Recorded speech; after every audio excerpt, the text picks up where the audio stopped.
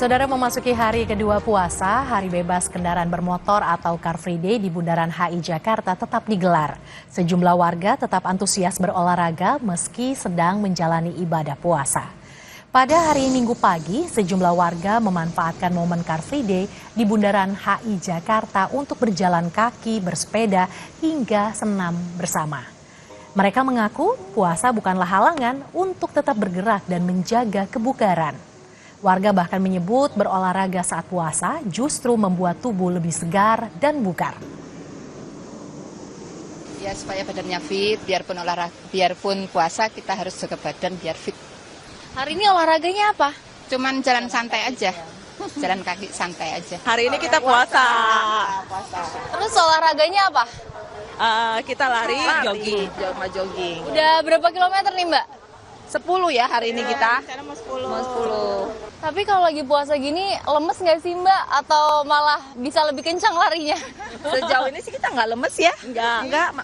Diatur aja sih pola makannya, kayak sahurnya tuh minum yang banyak, buah-buahannya, vitamin, sama tidur yang cukup. Untuk masalah aktivitas nggak ada masalah ya enggak. Puasa itu antara kita sama Allah.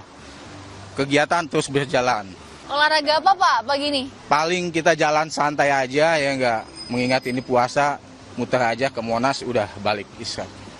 Karena untuk menjaga hidup sehat dan juga men-challenge diri sendiri untuk istilahnya tetap olahraga walaupun di tengah puasa. Untuk lari itu kalau misalnya sekuat mungkin 30 menit habis sahur, dan juga pas sebelum buka itu tuh bisa 30 menit itu sekalian ngabuburit olahraga. Saudara, Menteri BUMN Erick Thohir akan mengevaluasi total Pertamina buntut kasus dugaan korupsi tata kelola minyak yang menjerat Dirut PT Pertamina Patraniaga Rifa Siahaan. Menteri BUMN Erick Thohir mengapresiasi dan menghormati proses hukum yang tengah bergulir di Kejaksaan Agung buntut kasus dugaan korupsi tata kelola minyak yang turut menjerat Dirut PT Pertamina Patraniaga Rifa Siahaan.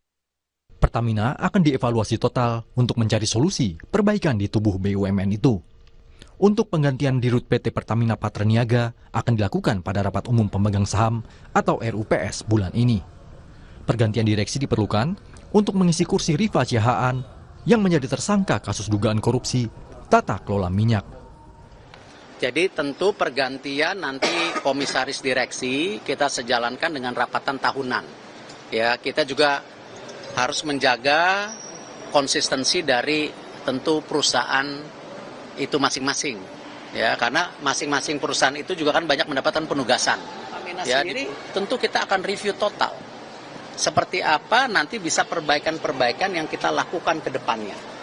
Ya, banyak yang bicara bagaimana peran SKK Migas, bagaimana peran Menteri SDM, bagaimana Menteri BUMN, bagaimana juga lain-lain. Nah, ini yang kita konsolidasikan, kita harus berikan solusi.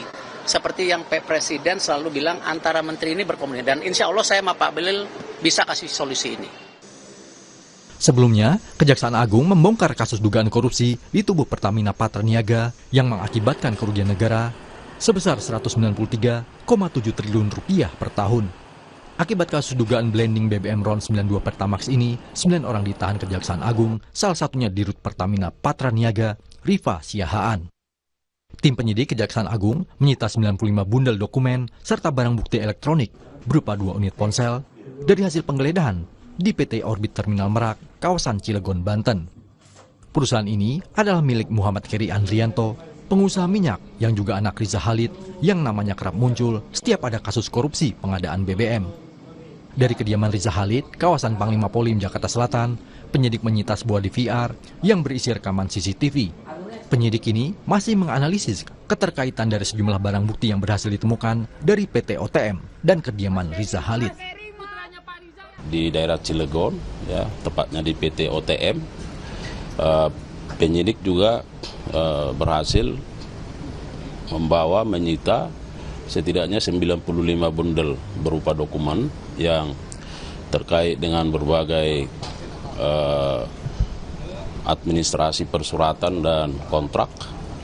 Kemudian membawa barang bukti elektronik di salah satu rumah di Jalan Panglima Polim, dan dari sana penyidik membawa dan menyita berupa DPR, ya, serta CCTV. Apakah masih terjadi pengoplosan di PT OTM atau tidak? Dipastikan, depo yang bekerja sama dengan PT Pertamina Patraniaga ini hanya sebatas penyimpanan, tidak untuk pengolahan ataupun blending. Sementara depo BBM PT Orbit Terminal Merak atau depo BBM yang diduga menjadi tempat penyimpanan dan pengoplosan Pertamax masih beroperasi dan beraktivitas seperti biasa usai penggeledahan oleh Kejaksaan Agung. Tim Liputan, Kompas TV.